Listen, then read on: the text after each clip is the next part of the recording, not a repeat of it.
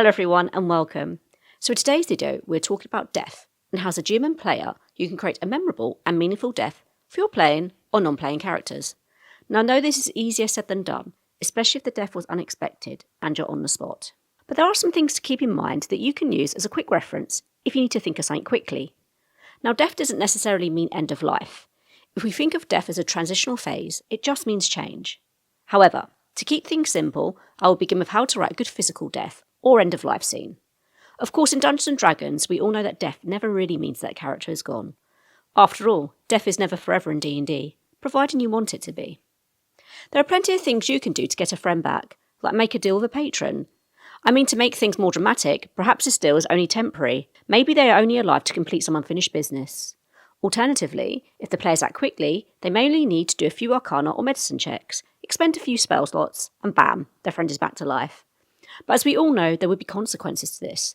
The natural order has been disrupted, and the Raven Queen in the Shadowfell wouldn't be too happy losing a soul if that's where their soul was destined to be. Is our resurrected friend scarred by their past? Do they relive the trauma of their death? Or were they happy living in paradise and are devastated they've been brought back?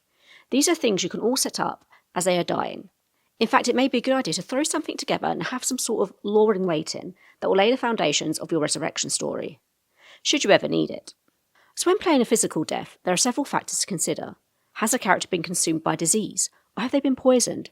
Has a trap resulted in some sort of fatal accident? Perhaps they fell down a fiery pit and are never coming back.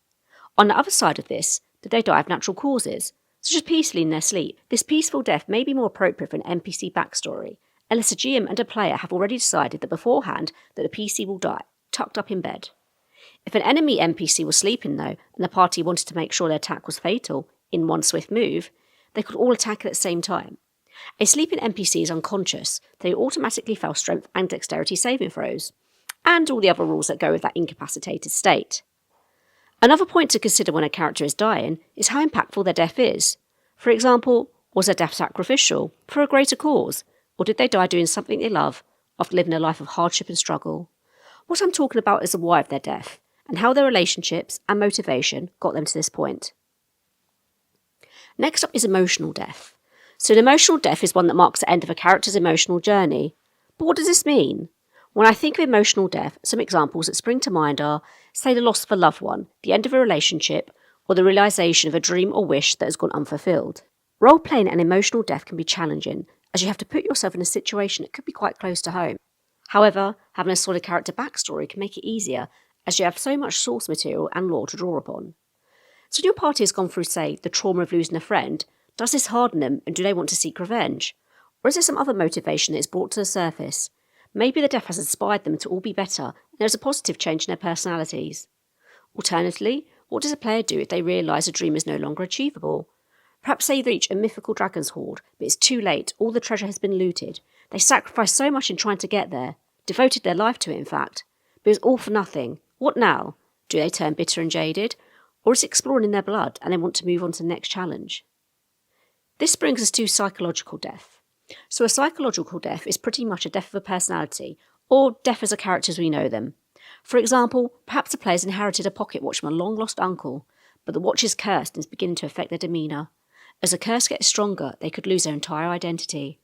Perhaps the first symptoms of this curse are that they are quick to anger, or their tolerance is chipped away bit by bit. Now this may need some work for the GM, especially if this event is part of a bigger storyline.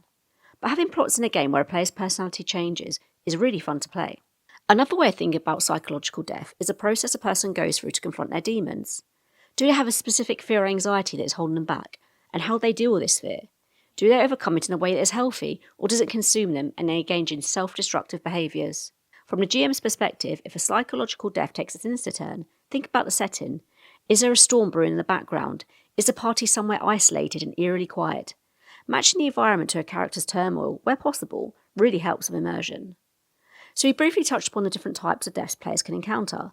But what happens during a death scene? Again, for easiness, I'm going to talk about end-of-life death, rather than emotional or psychological. As a GM, if a player is dying, try asking them what was happening just before they fall unconscious. Do they see their life flashing before their eyes? If so, what did they see? Was it an element of their childhood? Or did they have some revelation about something in their last moments? Have they finally let go of a grudge and realised it was all a waste of time and they should have forgiven that person instead of fixating on the past? This is especially impactful if this grudge is critical to their backstory. Maybe our character was in a travelling family of bards, they were always jealous of their sibling, and eventually left the family to strike it out on their own. Maybe just before their death, they realised they acted too emotionally and they put too much pressure on themselves. If the player does not want to reflect on their backstory, or for some reason it's not relevant to their death, the GM can focus more on the player's senses. What did they feel before they died? Was it a necromantic spell such as Chill Touch that whittled away their last HP? Did they feel some form of relief? Perhaps they were in agonising pain after taking some hefty bludgeoning or piercing damage, and maybe death is a welcome rest. Also, what about their last words? Will they reveal something to party? A secret that they can't take to the grave? Moreover, are they describing what dying feels like, or what they can see or hear as they cross over into a new plane of existence? If a GM is feeling nice, they may even allow the player one last spell with their dying breath. Who knows? Maybe this can turn the party's luck around in combat. So when a player character dies, what happens next? For a homebrew campaign, you could change tact. How about the players change course and now head into the underworld to bring back their long-lost friend? Or perhaps this is always part of the plot, and someone had to die to bring about this new quest. Venturing into a new plane is a great change of pace and allows the GM to introduce a whole new range of monsters. Alternatively, let's just say that the character arc is complete, and the GM and player have no intention of bringing that character back to life. Maybe you all want to plan a funeral. If so, what does that look like for the deceased character and your party?